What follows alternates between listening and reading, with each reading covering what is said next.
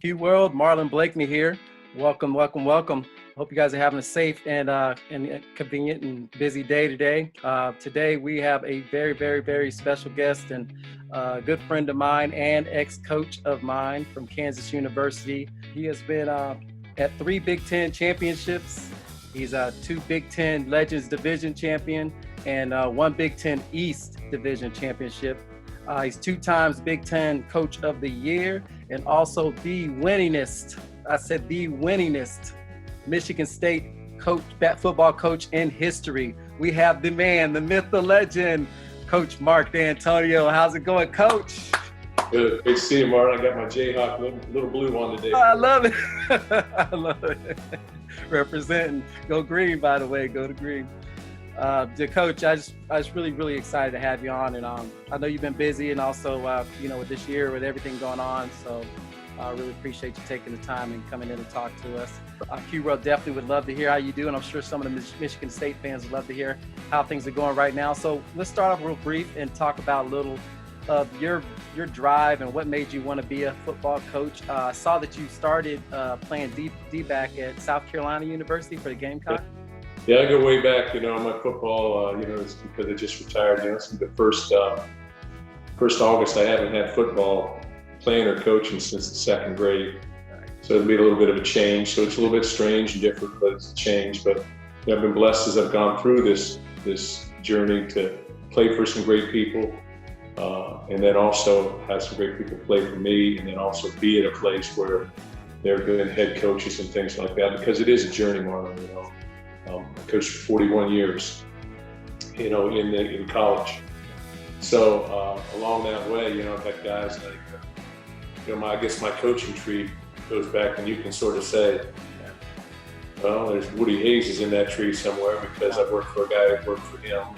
But actually, Bo Schembecker is in that tree because I worked for a guy who worked for him. And obviously, Jim Tressel and Nick Saban and Glenn Mason too all played a big part in my journey, and the people that they've worked for, Belichick, along the line, those type of people, that's all sort of filtered down in there. So, when I sat down today, I said, what am I going to talk to Marlin about, and I started thinking about my roots and what I've come to understand. The guy I played for at South Carolina, that whole staff had been with Bobby Bowden at West Virginia way back. So, and I think what I've tried to do is take something from every one of those coaches, people you may not even heard of, like Jim Young, who was Bo Schembecker's coordinator and then the head coach of Arizona,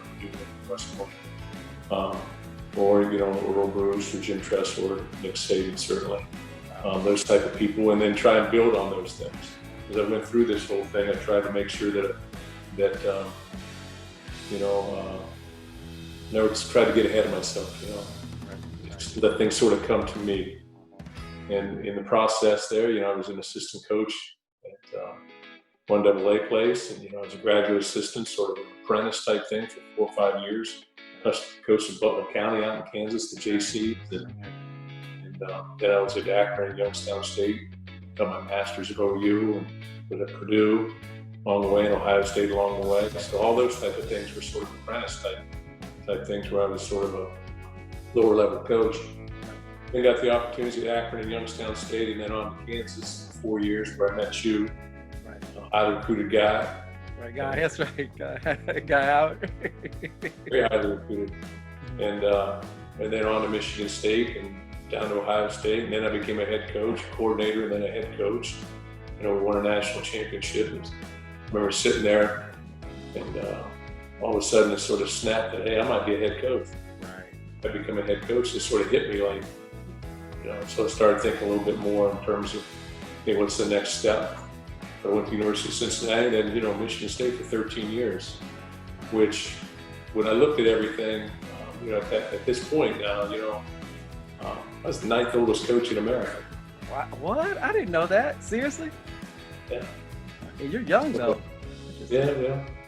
But so here we are now, finally retired, and but it's time because just for my family, and you got to be able to look back and enjoy some of the fruits of your labor too. So, but it doesn't mean that I'm not going to get on and do things, and I'm going to keep working with people that I've always been associated with, and I always appreciate your texts and reaching out.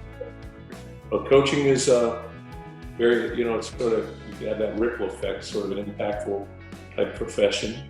A lot of excitement, a lot of energy, and there's football, wins and losses fall into that. But I think at the end of it all, it's the relationships that I've had with the players that I've probably cherished the most.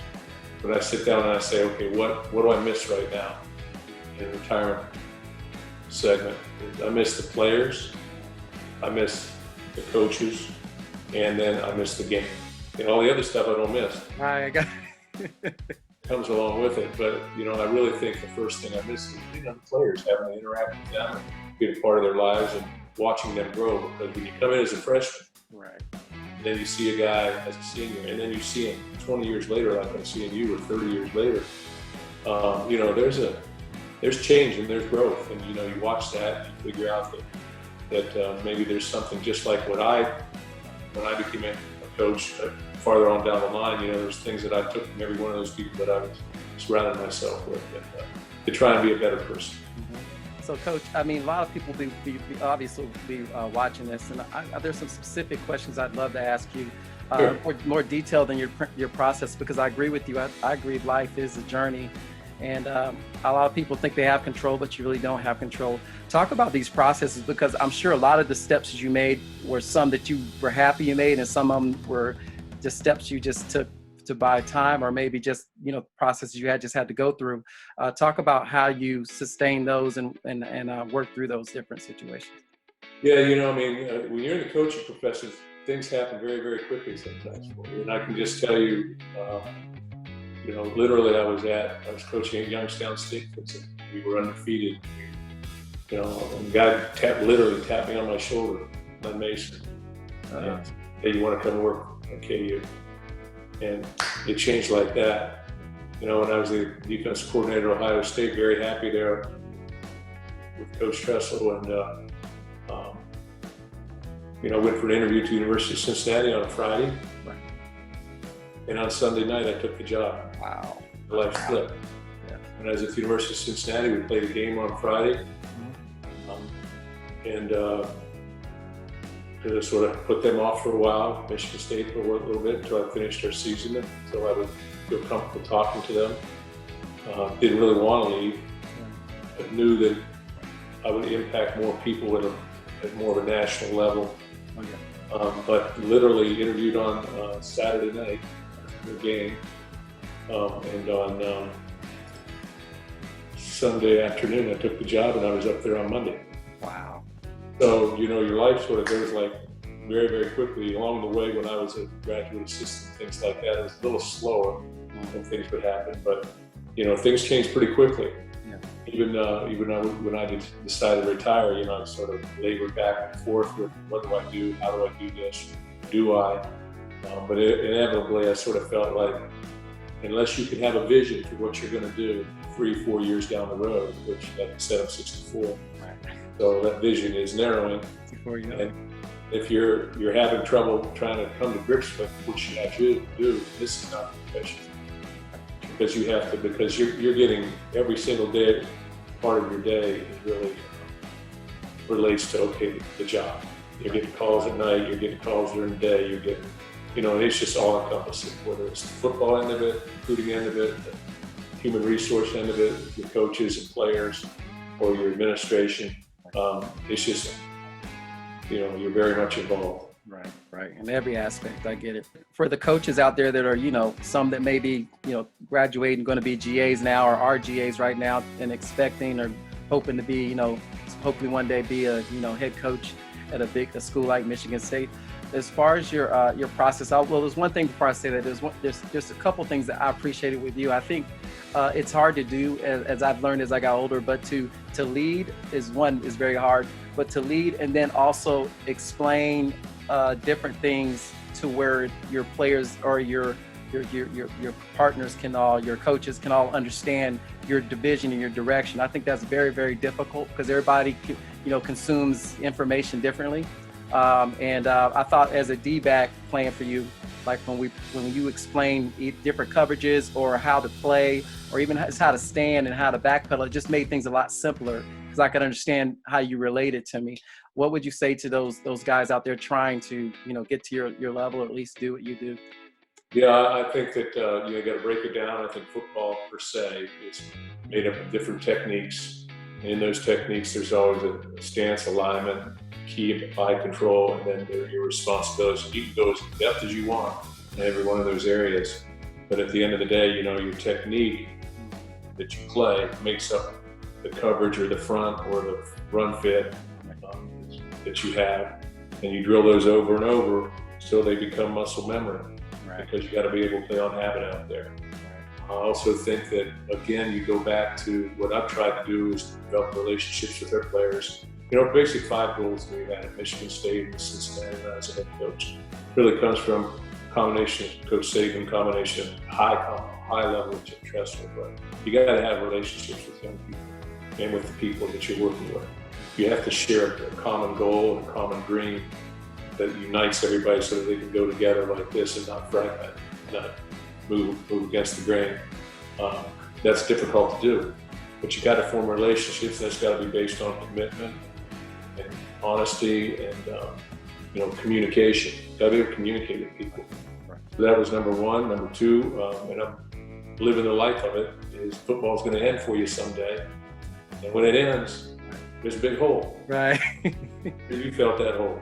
Yeah, that's right. What do I do now? My whole life's been involved with this, so what do you do now? And I think every one of the players that I've coached, regardless of where their level of play was, were they in the NFL or are they not, or they never played or whatever, when football ends, when you've been told this is what you do day in and day out, it becomes difficult for you, and you got to fill that hole with something you're passionate about. So you got to get your education. Right. Third goal is you got to win, because it's all predicated on that. So you're doing everything you can to win.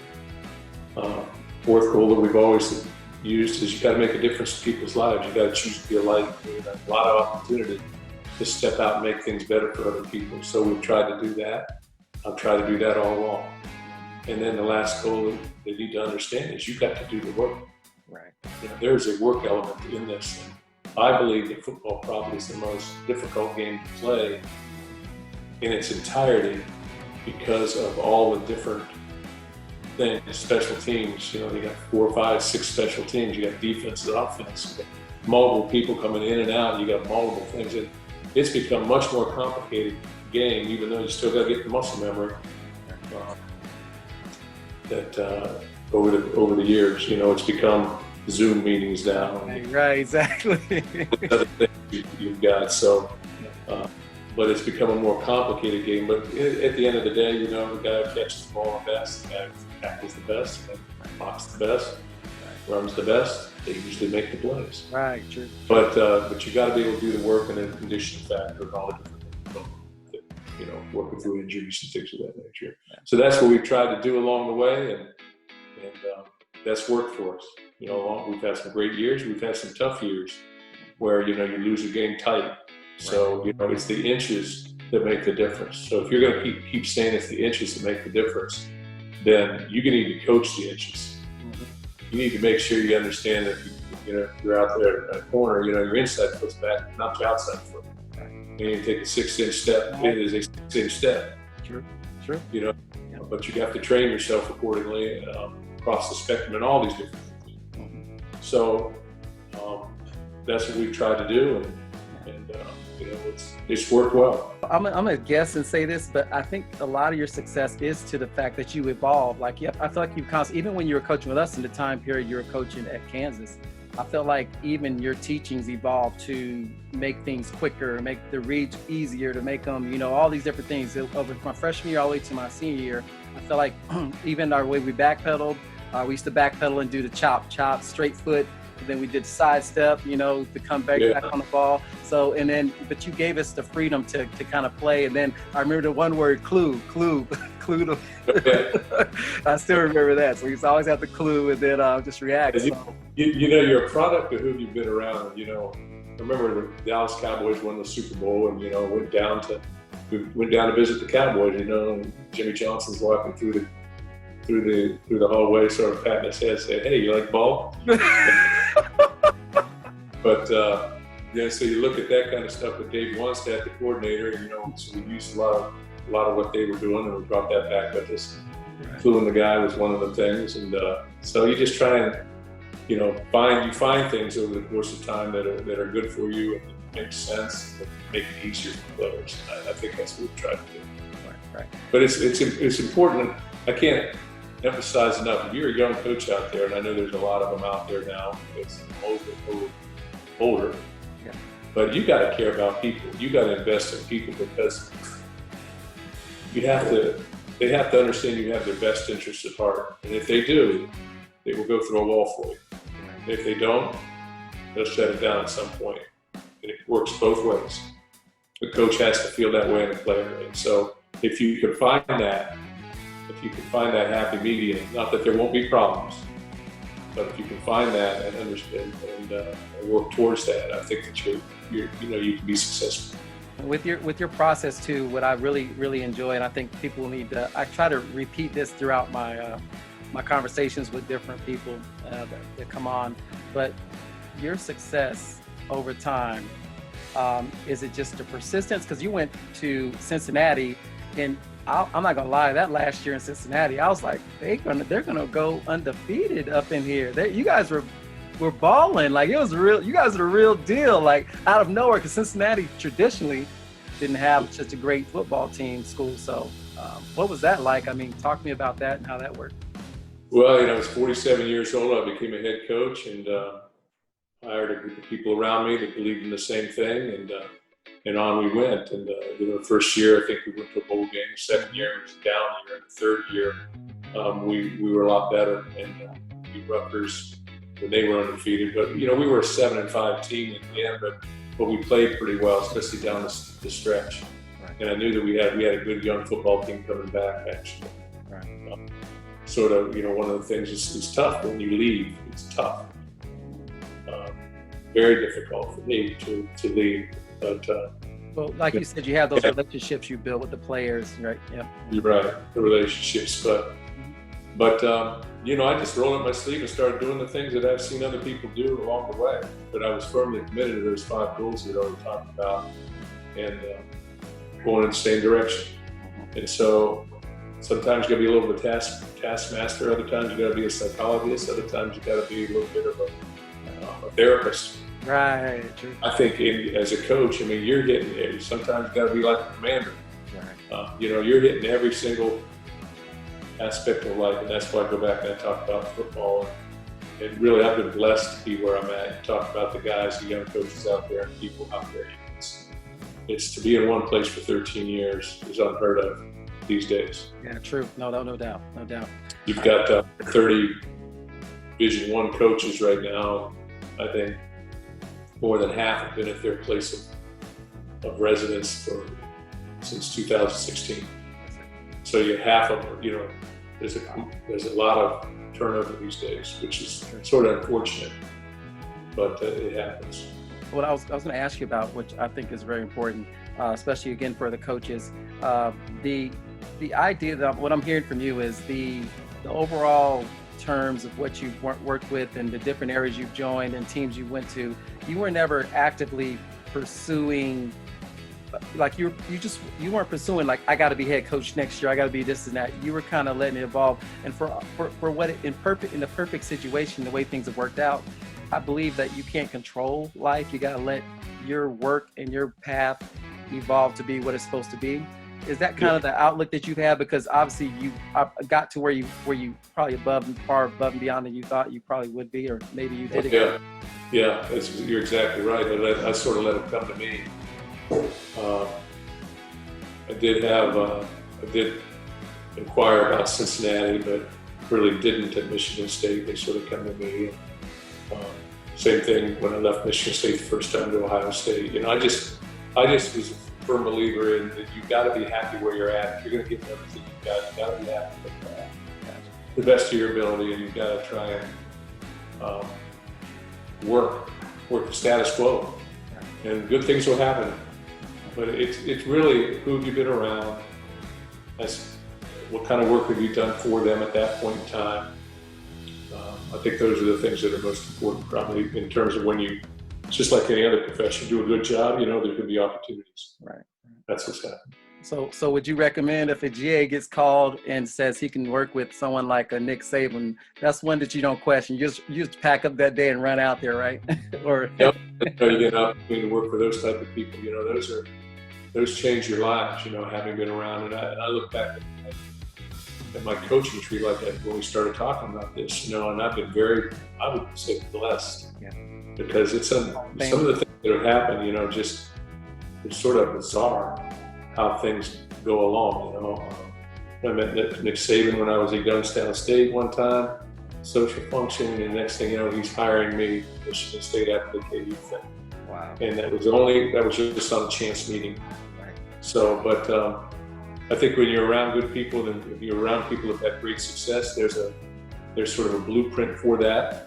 And if you can take part of that blueprint and impact yourself and what you're doing, and say, hey, or you go and you watch other people, you go to NFL camps, or you deal with those type of things.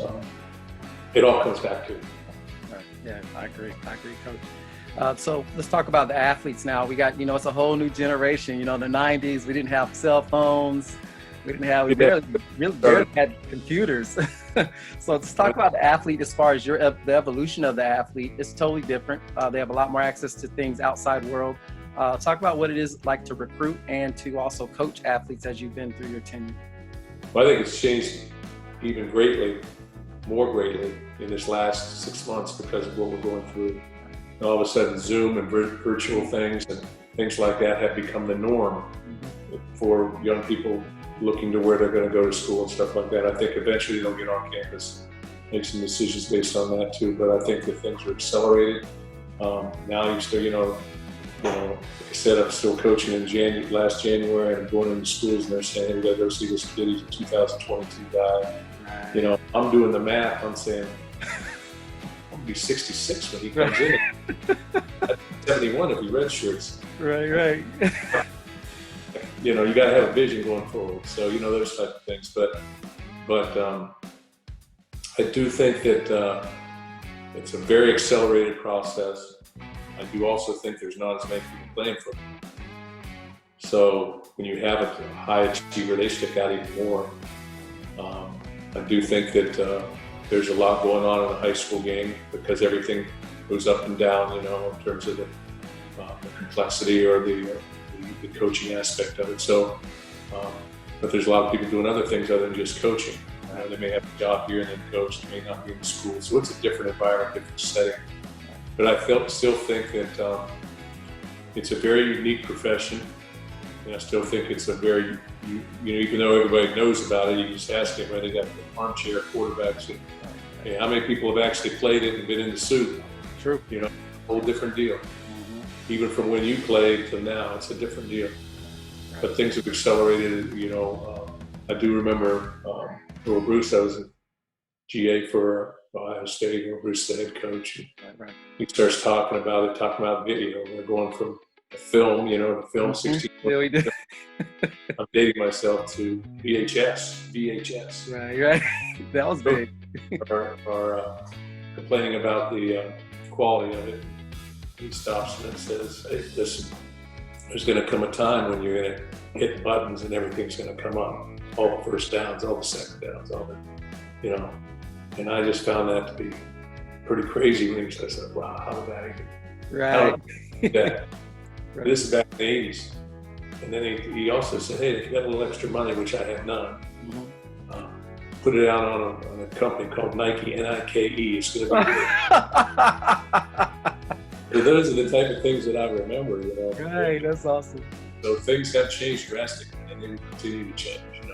The art of tackling, the recruiting bases, as far as the websites and things like that. The techniques, the defenses, the offenses, everything's changing, and we're trying to stay abreast of that, try and change things. And we're always trying to be cutting edge in everything we do, weight training, whatever it is. But at the end of the day, blocking, tackling, the fundamentals of the game win for you. because everybody's running the same place. Yeah, they are. Exactly right. Exactly right. Oh, that's awesome. The you know, the things I think that's really challenging for the athletes now. I mean, well, tell me this: what is your thought with the fact that the NCAA seems like they're moving toward the athletes can get paid for their likeness? How do you feel about that, and some pros and cons you believe? I think there's positives with that. Obviously, there's going to be negatives. For every step forward, there's going to be 2 steps forward. There's going to be a step back too. And I think it's going to. The one thing that I think negatively it will create is some, who's getting what within your team, who's getting what coming in the door. But I do think that they should share in some of the revenue that's generated. So I don't know how to do that. And my wife, I love her. She always said, "You're not qualified to talk, I don't." So there's a lot of things that I don't know, and that's a new horizon that's yet to be. So we'll have to see how that works. But I can see that being very, very beneficial for a lot of players. But I also could see it possibly causing some issues within a football team. Right. No, you're right. Yeah, kind of like a slow, like a cancer. It can eat at if it's more about the money than the team and the cohesiveness. It could break a team down. I can see that. Yeah. Yeah, I don't know. So we'll see. We'll see how it all shakes out. Yeah, I got you. Now, moving forward, I mean, let's talk a little bit. This last few minutes about Michigan State and your journey. Obviously, you are a future Hall of Fame coach. We know that for a fact. What you've done there has been amazing. And luckily I was fortunate enough to get to go to a game last year, which I'd never been to, a Michigan State football game. And I thought the experience was amazing. I thought the environment, I mean, it was almost to me like a professional. It was really, really hype, intense. I thought professional. I thought you guys did everything the right way. I mean, it was clean. I really enjoyed it. And then seeing you out there coaching again. So talk a little bit about that a little bit. Well, just like everything, Michigan State's evolved too. We came in and immediately got out of our offices and moved into trailers for a year and a half and built a new facility. Well, that facility now is 13 years old. Wow. And so everybody else has sort of doubled down. So they've got to do that again, I think, inevitably. But, that's a huge commitment. So many different things now are performance centers and things like that, where we didn't have those when you were at KU. But it's always been a process. We've always tried to anticipate the difficult by managing the easy. Right, that's true. Exactly. But again, I look back, the guys that we recruited, the guys that came to play for us, they're blessed, they're great individuals, and they play hard. And if you play hard and again, you get some talented players, but you play hard and you believe in yourself, believe in what's going on collectively, and if you empower those people, you can have success. So, we started out 7 wins, then 9 wins, then took a step back, 6 wins, but we went to a bowl game. And then we just hit it, went 11 wins, 13 wins, 7 wins, 13, 11, 12 in a 6-year period. So, that was very rewarding. Went to the Rose Bowl, did all that. It's got a great following. When they say you walk anywhere and say go green, you get go white. Right, go white. Great place. It's got a national reputation, and some of the great coaches of all time, Duffy Doherty and Biggie Munn, probably not heard of, but they've had great players there. And we followed up and had great players as well. A lot of guys that played in the NFL, a lot of guys who didn't, they're really good players that have gone on and done great things as well. So I've just tried to inch forward and try and always, the one thing I'll say about a coach, especially if you're a head coach, and George Purtis told me this, coach at Michigan State, legendary guy. When you're the head coach, you can't have a bad day. When things go wrong, you got to be the guy that walks back in there and says everything's going to be all right, and here's our way forward. So you need to stick your foot in the ground and drive forward. Right. That's what we did, and that's what I've always tried to do, and that's what we'll continue to do. I believe that's how you coach this too. You don't worry about the bad plays. You get back up and you fight and you keep going forward. Yeah. That's life. So that's what I've tried to do, And I'm going to, just like this podcast, you asked me to come on. I appreciate that, Marlon. We just try and give back a little bit as we go forward. Right. So last question, Coach. So what are your next steps now, And, got that big hole at the end of the race. Hey, you still golfing?